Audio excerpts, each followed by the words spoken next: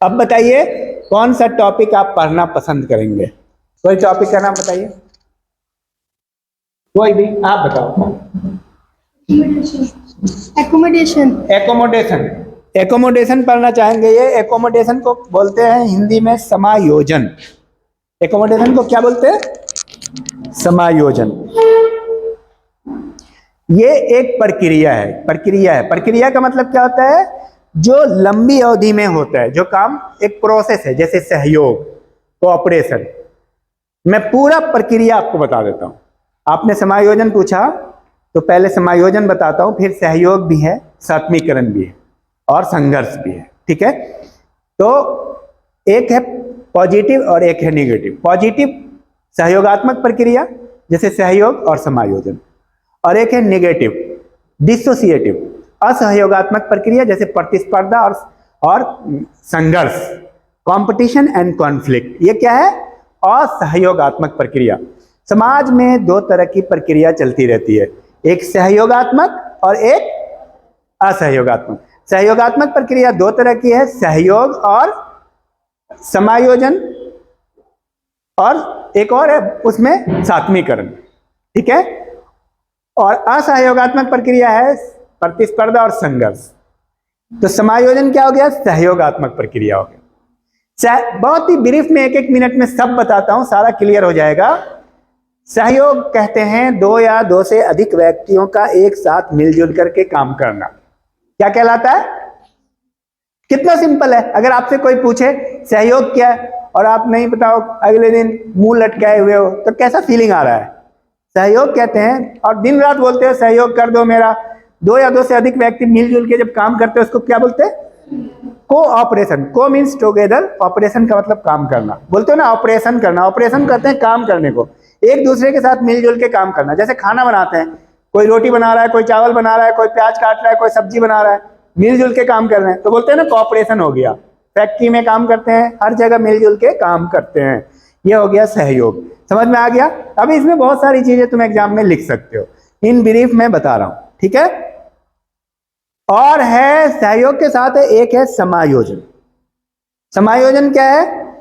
मान लो साथ में रह रहे हैं तो थोड़ा सा मनमुटाव हो रहा है, लड़ाई झगड़ा हो रहा है, लेकिन मिलजुल करके तीसरे पक्ष के साथ मिलकर, जैसे पति पत्नी है तो आपस में लड़ाई हुआ, तो भाई पति की तरफ से और पत्नी की तरफ से दोनों आए और समायोजन कर दिया, समझौता कर दिया कि भाई आपस में लड़ाई नहीं कीजिए, ये शर्तें हैं, आप एक दूसरे को कुछ नहीं कहिए, ऐसे है वैसे है।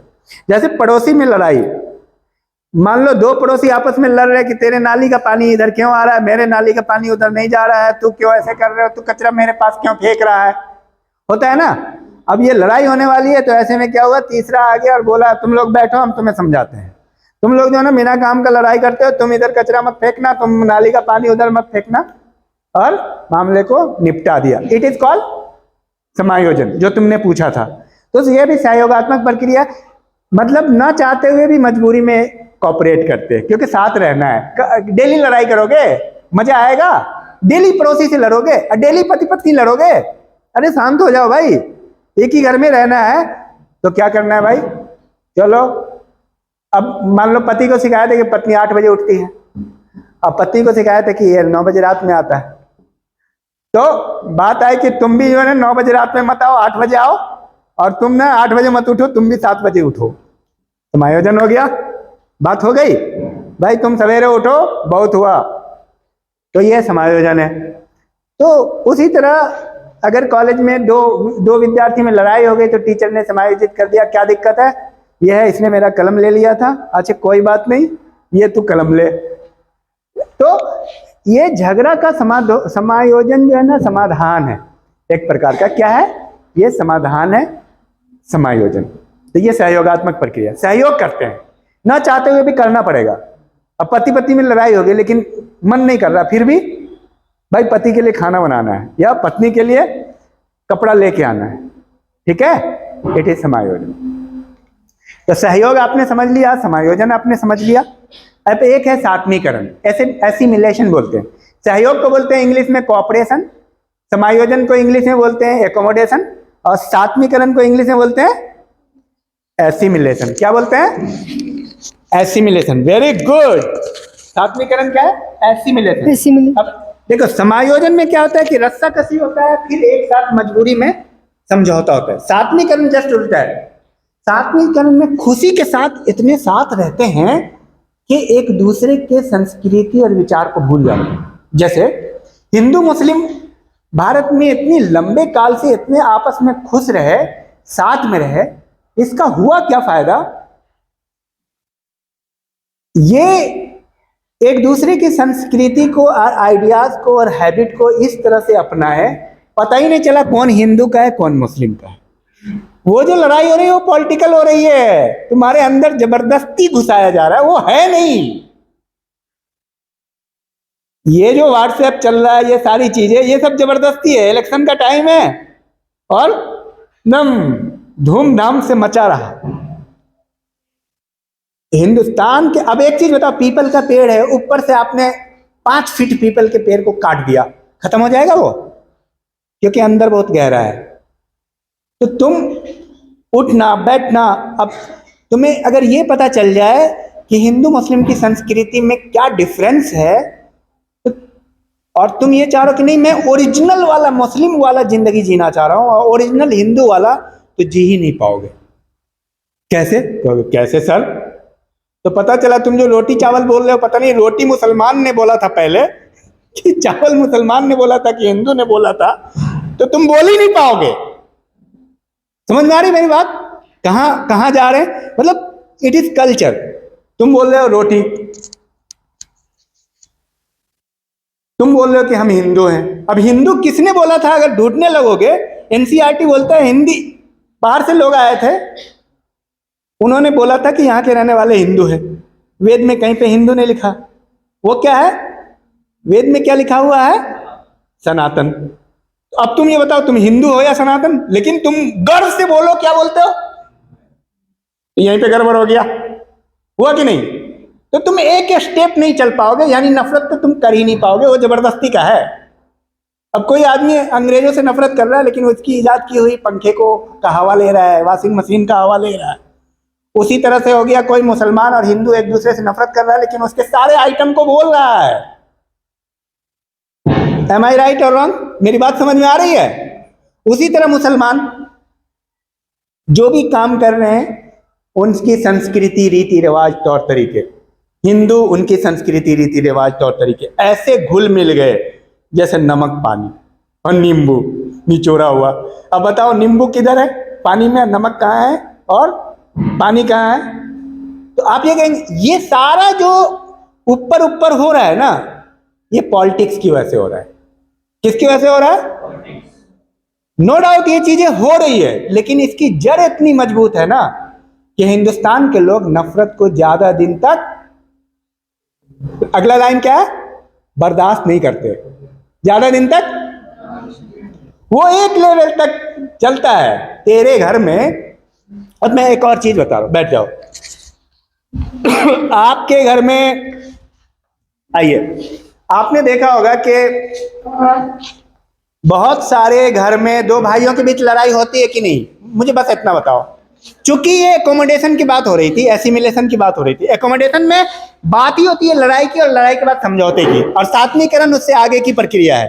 तो आप इसको समझो, दो भाइयों के बीच लड़ाई होती है, जब पति पत्नी के बीच हो रही है, दो भाइयों के बीच हो रही है। एक चीज बताओ, क्या तुम्हारी लड़ाई शाहरुख खान से होती है, सचिन तेंदुलकर से होती है, या तुम्हारे भाई से होती है?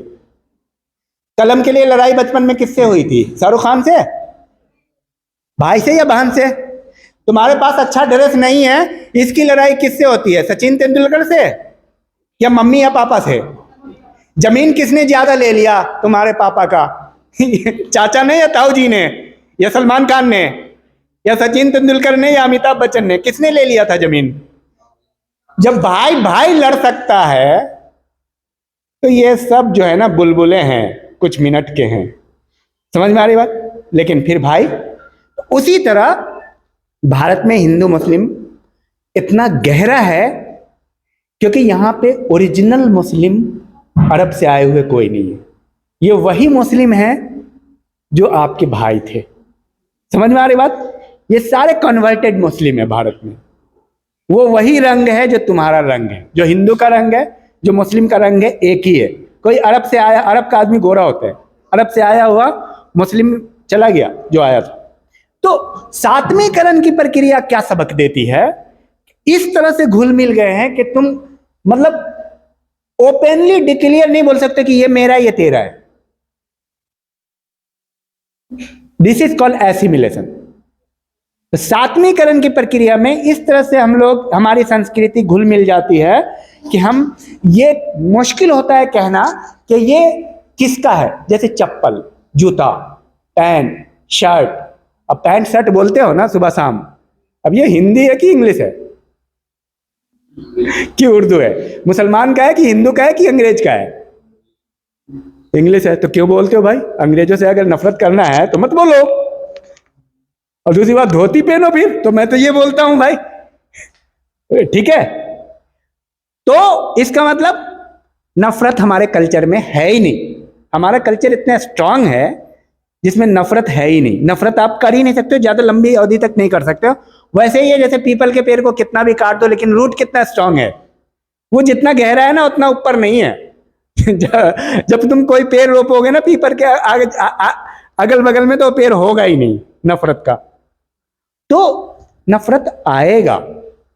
जिस तरह दो भाइयों के बीच लड़ाई होती है जमीन की, उसी तरह इलेक्शन की लड़ाई हो रही है। नेताजी का चुनाव होगा तो नफरत थोड़ा सा बीच में आ जाता है, और दो भाइयों के बीच नहीं आता है। और गांव वाले में ना चार चढ़ाने बढ़ाने वाले उधर से भी रहेंगे। दो भाई है तो चार उसके और चार उसके पक्ष में, आए वो दो दलाल दोनों के साइड में रहेंगे, दोनों को उकसाएंगे। होता है कि नहीं? तो ये तो अपना कल्चर इतना स्ट्रांग है, दैट इज कॉल्ड एसिमिलेशन। समझ में आई सात्वीकरण?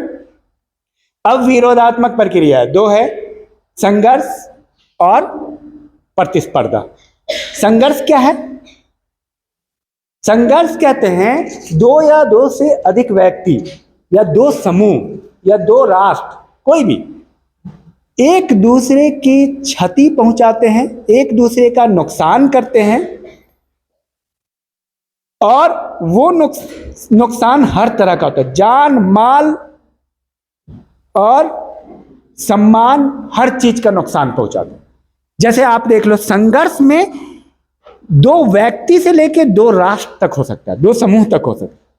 मान लो स्टूडेंट यूनियन का दो समूह भी लड़ाई कर रहा है, दो व्यक्ति भी लड़ रहा है, दो राष्ट्र लड़ रहा है, फिलिस्तीन इजराइल।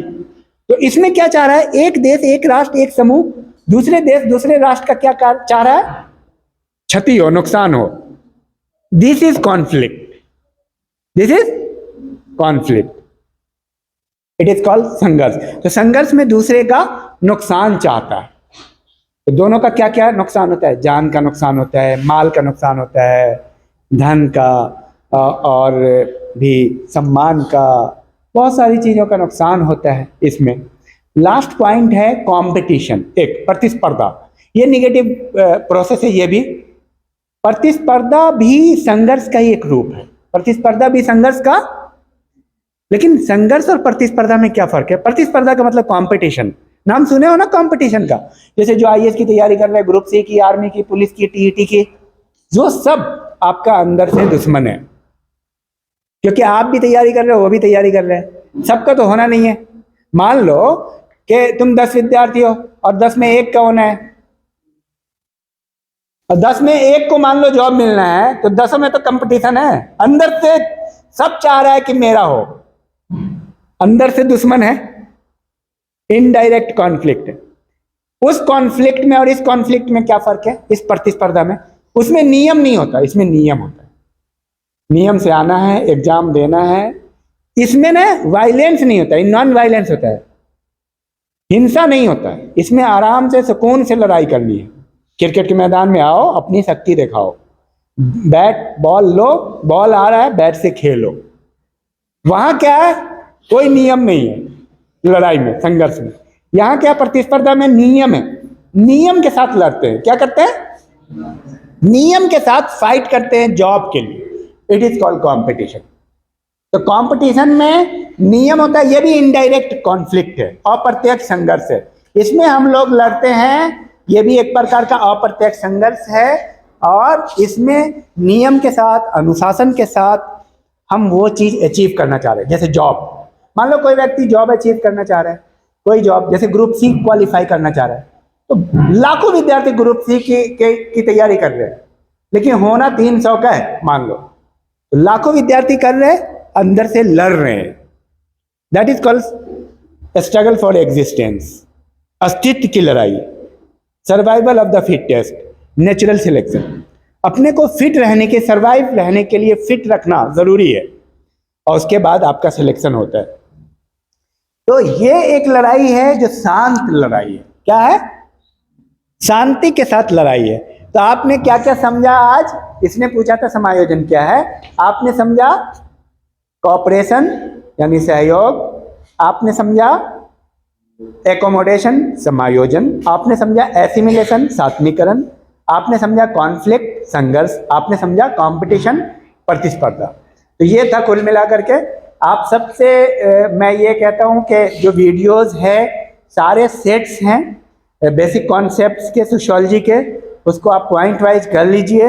और देखिए किताब से आप हेल्प ले सकते हैं, लेकिन लेक्चर आपको जो है ना पूरा आपको अंडरस्टैंडिंग देगी। अब जैसे आप सिर्फ ये 15 मिनट की वीडियो में आपका कितना चैप्टर क्लियर हो गया, देखिए कितने कॉन्सेप्ट क्लियर हो गए, और ये आपको समझ में आ जाएगा। लेकिन किताब इतना समझने के लिए अगर इसी वीडियो को आप 3 बार सुन लो, इतना समझने के लिए किताब को आपको 15 घंटा पढ़ना पड़ेगा। समझ में आ रही बात? This is the differences. जो तेज विद्यार्थी है वो बहुत आगे निकल जाते हैं कम टाइम में, और जो बेवकूफ है इसमें भी पढ़ने लिखने में भी 2 तरह का है। एक है बैल की तरह पढ़ रहा है किताब लेके तो जो लेक्चर सुन रहा है, पॉइंट नोट कर रहा है, तो अब तुम ये समझो, अगर तुमने इतना जितनी बातें हमने कह दी इतना तुमने नोट कर लिया, ये 15 से 20 मिनट की वीडियो है, तो तुम्हारा कौन कौन कंसेप्ट क्लियर हो गया? सहयोग, समायोजन, सात्मीकरण, संघर्ष, प्रतिस्पर्धा। इससे कोई भी क्वेश्चन, इससे 2-3 क्वेश्चन आएगा, कोई क्वेश्चन छूटेगा तुम्हारा। लेकिन अगर तुरंत जाकर के इस पे तुमने काम नहीं किया तो भूल जाओगे। ऐसा नहीं है हमेशा तुम्हारे पास रहने का, फिर तुम एग्जाम में आ जाएगा प्रतिस्पर्धा क्या है इसको समझाइए, नहीं लिख पाओगे, अपना अनाप शनाप कुछ भी लिखते रहोगे, उससे कुछ होना नहीं है, 0 नंबर आएगा। तो 20 मिनट की वीडियो है, इसको अगर आपने 2 बार सुन लिया तो आपका कितना खर्चा हुआ? 40 मिनट। 10 मिनट में आपने लिख लिया, इतना पक्का हो जाएगा कि पूरी जिंदगी आपको याद होगी। इतना समझने, इसीलिए बोलता हूं कि पॉइंट आप लिख लो। इतना समझने के लिए, इतना स्ट्रांग होने के लिए आपको इस टॉपिक पे कितना मेहनत करना पड़ेगा? जादू समझ में आई? आपको किताब पढ़ना पड़ेगा और इतनी अंडरस्टैंडिंग डेवलप करने के लिए, क्योंकि किताब में बहुत लंबी विस्तृत कहानी बताएगा और समझ में आएगा, ऐसा नहीं है। इतना समझने के लिए मिनिमम मैं बता रहा हूं, एक एक टॉपिक पे आपको किताब 3 घंटा पढ़ना पड़ेगा। सहयोग पे 3 घंटा पढ़ना पड़ेगा, समायोजन पे 3 घंटा, यानी 5 टॉपिक है तो 15 घंटा आपका खर्च होगा, तब इतना नॉलेज होगा। अब तो अभी कोई तुमसे पूछ दे सहयोग क्या है, समायोजन क्या है, अभी हो सकता है, अभी तुमने लेक्चर सुना, इसको हो सकता है कि एक बार और सुन लो, उसके बाद तुम लेक्चर देने के लायक रहोगे, इतना बेहतरीन हो जाएगा। यही हम मिस्टेक करते हैं। और जो लोग को आगे बढ़ना है, मैं खुद अपना बता रहा हूँ, हमने लेक्चर सुना, सर की बात सुनी, पॉइंट नोट किया, क्योंकि उस समय तो वीडियो था नहीं, उसी समय पॉइंट नोट करके बस पॉइंट पे फोकस करते थे और ऑथेंटिक बुक्स को देखते थे एक नज़र, लेकिन मेन जो लेक्चर होता था, क्योंकि इसी के लिए तो सारी चीजें हैं। टीचर्स पे सरकार इतना क्यों खर्च कर रही है भाई? 100 रुपए की किताब है, किताब तो 100 रुपए में आ जाती है। तुमने एडमिशन फीस दे रखा है, किताब के लिए थोड़ी दे रखा है। यहाँ लेक्चर अवेलेबल है, वो बात जो 15 घंटे में अचीव करना है वो तुम 1 घंटे में कर सकते हो, तो बेवकूफ़ी होगा ना। 15 घंटे में तो तुम्हारा पूरा सिलेबस हो जाएगा, तो 15 घंटे में पूरा सिलेबस हो जाएगा। आज यहाँ पे अवेलेबल है ये विद्यार्थी, 10 स्टूडेंट ऐसे हैं जो हमारे, जिसने सारे का सिलेबस कंप्लीट कर रखे हैं महीनों पहले। तो ये चीज़ है। Thank you very much. इसको आप कीजिए, बार बार सुनिए।